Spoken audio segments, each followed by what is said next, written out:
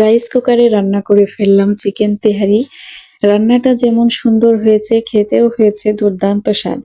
আসসালামু আলাইকুম, কেমন আছেন সবাই? আশা করি ভালো আছেন। আলহামদুলিল্লাহ, আমি অনেক ভালো আছি। অনেকদিন পর আপনাদের মাঝে একটি লম্বা ভিডিও নিয়ে হাজির হলাম। চলুন দেখা যাক আমি কি রান্না করেছি, কেমন ভাবে রান্না করেছি।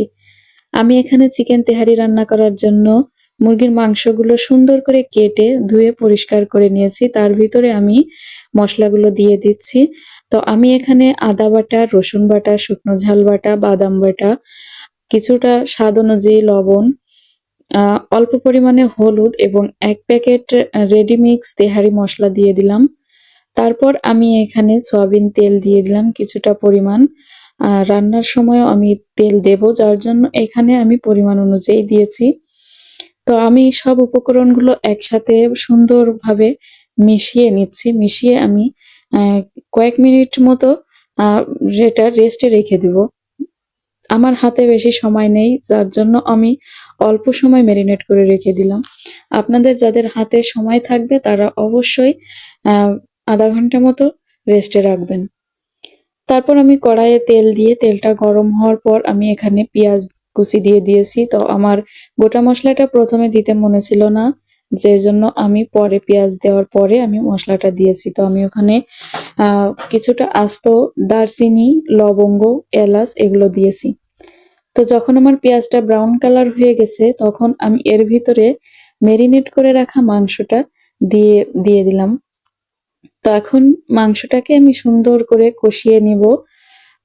তো নিচে যেন না লেগে যায় তার জন্য আমি মাংসের যে পাত্রটা ছিল ওটা ধুয়ে একটু পানি দিয়ে দিলাম। তো আমি এখানে নেড়ে চেড়ে সুন্দরভাবে কষিয়ে নিচ্ছি।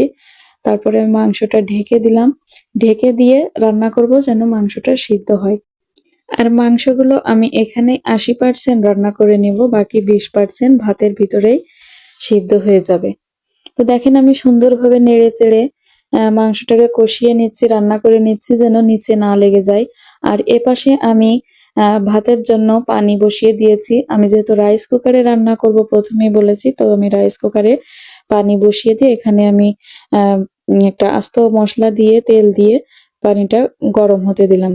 আর এখানে আমার মুরগির মাংসগুলো এপাশে রান্না শেষ। তো আমি মশলা থেকে মাংসগুলো সব বেছে বেছে উঠিয়ে নেব।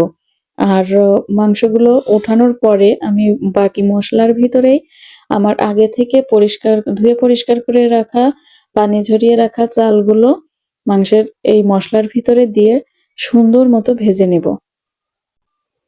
এই যে আমি মশলার ভিতরে চাল দিয়ে দিচ্ছি।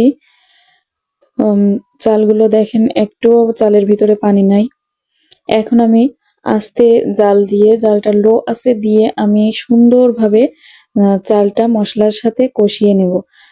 এখানে যদি জালটা জোরে দেওয়া হয় তাহলে নিচের থেকে পুড়ে যাবে, মশলা পুড়ে যাবে, তখন আর সেই সুন্দর স্বাদটা আর থাকবে না। তা আমি কিন্তু এখানে কোনো ঝামেলা করিনি। ১ প্যাকেট মশলা দিয়েই আর হাতের নাগালে থাকা উপকরণ দিয়েই রান্না করে ফেললাম আজকের এই চিকেন তেহারি। তো দেখেন আমার চালগুলো প্রায় ভেজে নেওয়া হয়ে যাচ্ছে, ওপাশে আমার পানিও প্রায় গরম হয়ে গেছে। তো আমি এখন আমার চালগুলো সুন্দর করে ভেজে নেওয়া চালগুলো এই গরম পানির ভিতরে দিয়ে দিলাম। এগুলো দিয়ে সুন্দর মতো নেড়ে চেড়ে আমার আগে থেকে রান্না করে উঠিয়ে রাখা যে মাংসগুলো আছে সেই মাংসগুলো আমি এর ভিতরে এখন ঢেলে দিলাম। ঢেলে দিয়ে সুন্দর মতো সব কিছু মিশিয়ে নিতে হবে। সবকিছু মিশিয়ে নেওয়ার পরে আমি এটা রাইস কুকারের ঢাকনা দিয়ে ঢেকে দেব। ঢেকে দিয়ে রান্না করব। তো দেখেন আমার রান্না প্রায় মাঝপথে। তো এখন খুব সুন্দর একটা ফ্লেভার আসছে। আর আমার পানিটাও একেবারে পারফেক্ট ছিল। আর বরাবরই আমি পোলাও বা বিরিয়ানি যাই রান্না করি না কেন আমার পানি বরাবরই পারফেক্ট থাকে। তো একটা সুন্দর স্মেলের জন্য আমি অল্প কিছু পরিমাণ কেওড়ার জল এবং হচ্ছে ৩-৪টা কাঁচামরিচ দিয়ে দিলাম। তারপর আমি এখানে সিদ্ধ করে রাখা আস্ত ডিমগুলো সুন্দর করে বসিয়ে দেব। বসিয়ে দিয়ে উপর থেকে ভাত দিয়ে ঢেকে দেব যেন আমার ডিমের ভিতরে ভাতের পুরো স্মেলটা চলে যায়। দিয়ে আমি ঢাকা দিয়ে দমে রেখে দেব। আমার রান্না কিন্তু একেবারে কমপ্লিট। একটু দমে থাকার পরে এই যে আমি ঢাকনা খুলেছি। ফাইনাল লুক আমার রান্নার।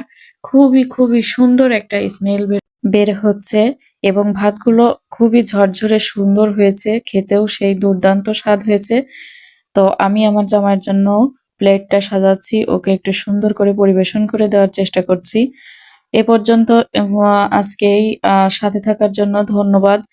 যারা আমার ভিডিওটি দেখছেন কেমন হলো অবশ্যই কমেন্ট করে জানাবেন। ধন্যবাদ সবাইকে পাশে থাকার জন্য। দেখা হবে পরবর্তী কোনো ভিডিওতে। সে পর্যন্ত সবাই ভালো থাকুন, সুস্থ থাকুন। আল্লাহ হাফেজ সবাইকে।